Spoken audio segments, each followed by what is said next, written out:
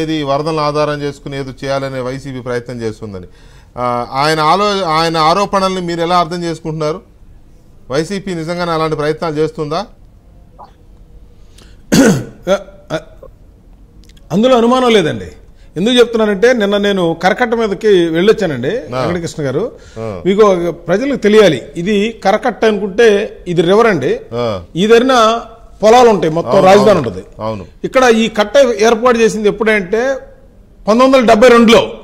72లో అప్పుడు ఏం చేశారంటే, ఒకవేళ పొలాల్లోకి నీళ్లు ఎక్కువ వర్షం వస్తే గనక కొండవీటి వాగులోకి వస్తే నదిలోకి వెళ్ళడానికి ఇక్కడ ఒక లాకు పెట్టారు, అంటే ఒక గేట్లు పెట్టారు 2. పెడితే అవన్నీ ఏం చేశారంటే కాలక్రమేణా అసలు అంత నీళ్లు రావట్లేదు, సో నదిలోకి వెళ్ళట్లేదు, మొత్తం క్లోజ్ అయిపోయింది, ఇరిగిపోయి క్లోజ్ అయిపోయింది. అది అసలు అది క్లోజ్ అయిపోయింది. అయిపోతే ఇప్పుడు నీళ్లు వచ్చినాయి కాబట్టి కృష్ణా వరదకి ఈ నదిలో నీళ్లు ఈ దగ్గరికి వస్తున్నాయి పొలాల్లోకి.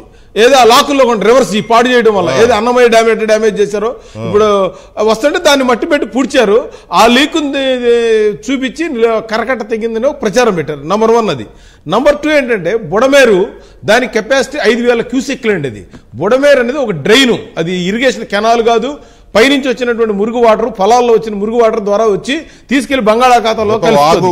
అటువంటి బుడమేరు వాగు 5000 క్యూసెక్లు తీసుకొచ్చి కృష్ణానదిలో కలవదండి ఎక్కడ. అసలు ఆయనకు బుర్ర వాడాలి జగన్ గారు. అసలు ఎందుకు చెప్తున్నానంటే ఈ మాట, జగన్ రెడ్డికి అసలు ఎవడో రాసిస్తాడు. ఎందుకంటే బుడమేరు అనేది తీసుకొచ్చి కృష్ణ అప్రత కలవదు, కిందకెళ్ళి సముద్రం దగ్గర కింద కలుస్తుంది. అది ఏ డ్రైన్ అయినా సరే వెళ్ళి కింద సముద్రంలో కలుస్తుంది. ఇది బేసిక్ ప్రిన్సిపల్.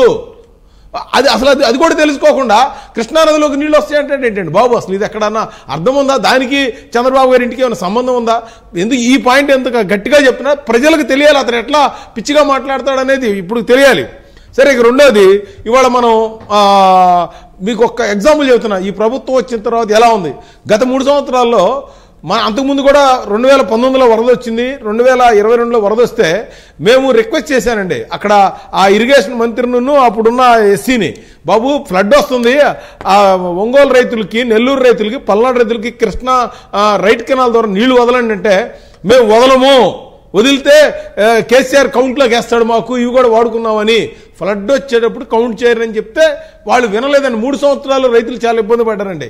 ఇప్పుడు రామానాయుడు గారికి మనం మేము కూర్చొని డిస్కస్ చేయగానే ఇప్పుడు రైతులకి నీళ్లు వదలటం వల్ల చెరువులు నిండుతున్నాయి, గ్రౌండ్ వాటర్ పెరుగుతుంది, అంటే ఒక పాజిటివ్ యాటిట్యూడ్ అనేది ఉండాలి. అట్లాగే ఇప్పుడు లంక గ్రామాల్లో అక్కడ మునిగిపోయినాయండి. మనం విజయవాడ గురించి ఇప్పుడు దాకా మాట్లాడాం కదా.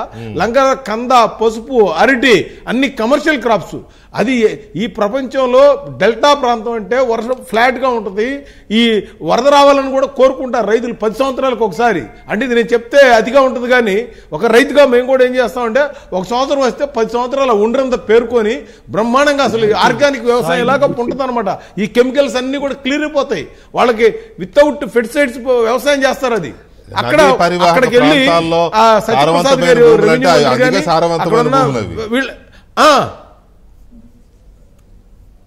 ఎస్ కరెక్ట్ నల్లరేగడి భూముల్లో ఒండ్రు మట్టి కొట్టుకుంటే అక్కడ సత్యప్రసాద్, నక్కానంద్ వాళ్ళందరూ ఎమ్మెల్యేలు అక్కడ పనిచేస్తా ఉన్నారు. అసలు వీళ్ళు ఎమ్మెల్యే 3 నెలలు అయింది కదండి, 3 నెలలు కూడా ఇంకా పూర్తి కాలేదు. మాజీ మంత్రులందరూ ఏమైపోయారండి? అసలు వీళ్ళ కార్యకర్తలు ఏమైపోయారండి? ప్రతిపక్షం వాళ్ళ రెస్పాన్సిబిలిటీ లేదా? మీరు ఇంకొకటి గుర్తుపెట్టుకోవాలండి, అన్నింటికంటే ఆయన మానవ తప్పిదం అన్నాడు. ఆయన మానవ తప్పిదానికి ఏది ప్రకృతి విలయతాండవానికి తేడానే తెలియదు. అసలు మానవ తప్పిదం అంటే ఎక్కడన్నా లాక్లు వదలాలి, నీళ్ళు వదలపోతేనో లేకపోతే ఎక్కడన్నా కంప్యూటర్ ఆపరేట్ చేయకపోతే అది మానవ తప్పిదం. ఇక్కడ వర్షం వచ్చి పడితే మొన్న కేరళలో అంతమంది చనిపోయారు, దాంట్లో మానవ తప్పిదం ఏంటంటే అంటే ఇతనికి అవగాహన లేదు. Number 1 point. ఇంకోటి ఏంటంటే ఈ కరకట్ట మీద అర్జెంటుగా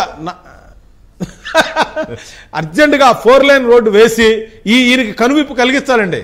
ఎందుకంటే ఇప్పుడు ఆల్రెడీ 3 నెలలు అవుతుంది గవర్నమెంట్ వచ్చి. ఆ కరకట్ట మీద 4 లైన్ వేసి సీడ్ యాక్సెస్ రోడ్డు కనుక వేస్తే ఈయన చెప్పిన దానికి జనాలకి అంటే కాదు ప్రజలకి ఇప్పటికీ కూడా 3 రాజధానులు అని చెప్తే బుద్ధి చెప్పినా కూడా ఈ రోజుకి మునిగిపోతుంది అంటున్నానంటే అతనికి ఇంకా ఆ విలన్ క్యారెక్టర్ ఆలోచన ఎక్స్పెక్ట్ చేయలేదని జగన్మోహన్ రెడ్డి కేంద్రం ఇచ్చిన తర్వాత ఇచ్చిన తర్వాత కాదు ఒక్క నిమిషం వెంకటకృష్ణ గారు 15,000 కోట్లు ఇచ్చిన తర్వాత అతను అసలు పట్టలేకపోతున్నాడు. అంటే పోలవరానికి 12,000 కోట్లు మొన్న రిలీజ్ చేసిన తర్వాత అతను అసలు ఊహించలేకపోతున్నాడు. 27 కంప్లీట్ అయిపోతుంది పోలవరం కూడా. ఇప్పుడు అతను ఇంకా అతని యొక్క మనుగడకి ప్రశ్నార్థంగా మారింది ఈ రోజున. రైట్.